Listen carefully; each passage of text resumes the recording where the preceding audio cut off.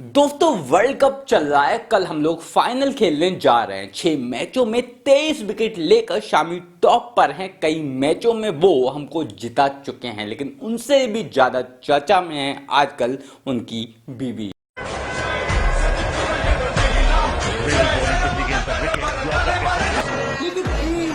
Bowling पिछली गेंद पर विकेट।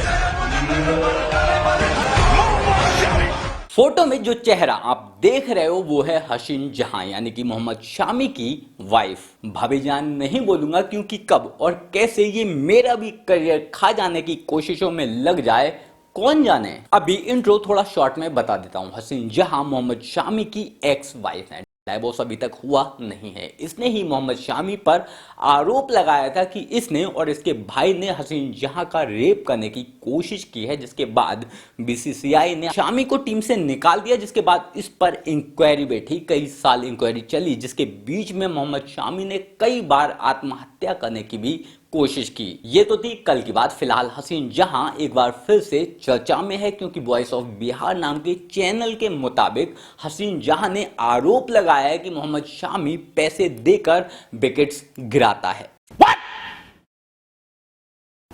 क्रिकेट में फिक्सिंग होती है, मुझे पता था। पैसे लेकर एक दो क्रिकेटर आउट भी हो जाते हैं, मुझे पता था। कोई बॉलर नो बॉल भी फेंक देता है, ये भी मुझे पता था। पर पैसे देकर आप एक दो नहीं पांच पांच विकेट ले सकते हैं, आधी आधी टीम को पवेलियन भेज सकते हैं, ये मुझे आज पता चला। फिक्सिंग का आरोप ये लगाए तो लगाती रहे, लेकिन फिलहाल मुझे जानना है कि इसको आइडिया भी है क्या कि शामी ने इस वर्ल्ड कप में कितने विकेट चटकाए हैं। मैं क्रिकेट देखती नहीं हूँ, इसलिए क्रिकेटर्स का भी नहीं फैन हूँ और ना क्रिकेट फैन हूँ। और कितने विकेट लिए, क्या लिए, ये सब मेरे समझ के पड़े हैं। मैं कुछ जानती भी नहीं हूँ। मोहम्मद शामी ने इस बंदी के साथ सही किया या गलत, ये तो कोर्ट बताएगा। लेकिन जितना आप इस बंदी को सुनते हो उतना कंफर्म होते जाते हो कि ये कितनी बड़ी वाली साइको है। अगर मेरे पास सच में, मैं कसम से कहती हूँ आप लोगों को, सच में अगर मेरे पास पैसे होते, अगर मैं उस काबिल होती कि जो मेरा स्टेटस है उस स्टेटस के हिसाब से मैं कमा लेती, तो मैं कभी शमी अहमद के इन चक्करों में मैं पड़ती नहीं। कभी ये लाइव टीवी में बैठकर अपने आप को गोल्ड डिगर साबित करती है और बताती है कि ये शामी के साथ क्यों थी और क्यों दोबारा से आना चाहती है। तो वहीं एकदम से ये अपने आप को मॉडर्न और सेल्फ डिपेंडेंट विमेन बताते हुए वर्किंग विमेन बन जाती है। जैसे कि आप लोग जानते हैं कि मैं एक्ट्रेस रह चुकी हूँ, या मैंने पिछले साल भी मेरी एक फिल्म रिलीज़ हुई थी, रियलिटी शो, और मैं मॉडल भी रह चुकी हूँ और मेरा ग्लैमर वर्ल्ड से भी नाता रहा है। तो ये रील बनाना कोई आश्चर्यजनक बात नहीं है। आजकल तो घर घर में लोग रील बनाते हैं। एक्ट्रेस, मॉडल, ग्लैमर वर्ल्ड बोल जाने क्या क्या रही हैं भाभी जान, लेकिन असल में ये टिकटॉक पर मुजरा किया करती थी, जो आज भी करती हैं। इसी को रोकने के लिए शामी ने इसे मना किया था, जिसके बाद भाभी जान भड़क गई थी। देखिए, सबसे पहले बात ये, आप पढ़े लिखे इंसान हैं और आप मीडिया में काम करते हैं। आप अपने थॉट से बताइए एज ए ह्यूमन बीइंग कि आपको कैसा लगता है मेरा डांस करना, मेरा मॉडर्न ड्रेस पहनना, मुझे सोशल मीडिया में अपनी पिक्चर्स पोस्ट करना, आपको कैसा लगता है? आपको बुरा लगता है? नहीं, आपको बुरा लगता है कि नहीं? बिल्कुल बुरा क्यों लगेगा आपको बुरा? उसको नहीं बुरा लगेगा। एंकर को आके तुम्हारे मुजरा करने से क्या ही दिक्कत होगी। ना तो इस बंदे की उस लेवल पर पॉपुलैरिटी है और ना ही उतनी इज्जत होगी, और मोस्ट इंपॉर्टेंटली ना तो आप इसकी बहन हो, ना तो इसकी माँ हो, और ना ही बीवी हो। किसी पॉपुलर इंसान या फिर बड़े सेलिब्रिटी की चाहे फिर बीवी हो, चाहे बेटी हो, चाहे बहू हो, चाहे बहन हो या फिर माँ हो, यहाँ तक कि वो चाहे खुद ही क्यों ना हो, लेकिन अगर टिकटॉक पर वो मुजरा करता है तो लोग कमेंट तो करेंगे ही। कमेंट की बात अगर करें तो चंडीगढ़ में चिंटू बैठ के क्या सोच रहा है और पुणे में पिंकी बैठ के क्या सोच रही है, जिन्हें मैं जानती भी नहीं हूँ, और ये लोग सब अपनी अपनी लाइफ से फ्रस्ट्रेटेड हैं और कहाँ पे अपना फ्रस्ट्रेशन निकाल रहे हैं, इन सब चीज़ों का सोचने का टाइम भी मेरे पास नहीं है। लोग कमेंट भी करेंगे, लोग ट्रोल भी करेंगे, लोग मजाक भी बनाएंगे, पर ये मैडम तब भी अपने घमंड में चूर थी और आज भी अपने घमंड में चूर हैं।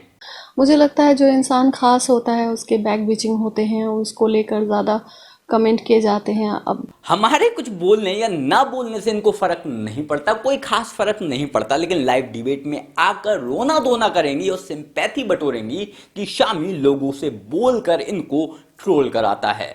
क्या सच में, मतलब आप बोलते हैं कैमरे के सामने, आप बोलती हैं कि मुझे कोई फर्क नहीं पड़ता, लेकिन अंदर ही अंदर कुछ फर्क पड़ता है, अंदर कुछ सोचते हैं आप। मुझे लगता है कि हमारे समाज में जो गटर के कीड़े जो रेंगते हैं उस तरीके के जो लोग जिंदगी जीते हैं वही टाइप के लोग आके गलत सलत कमेंट करते हैं। और किसे कमेंट नहीं करते?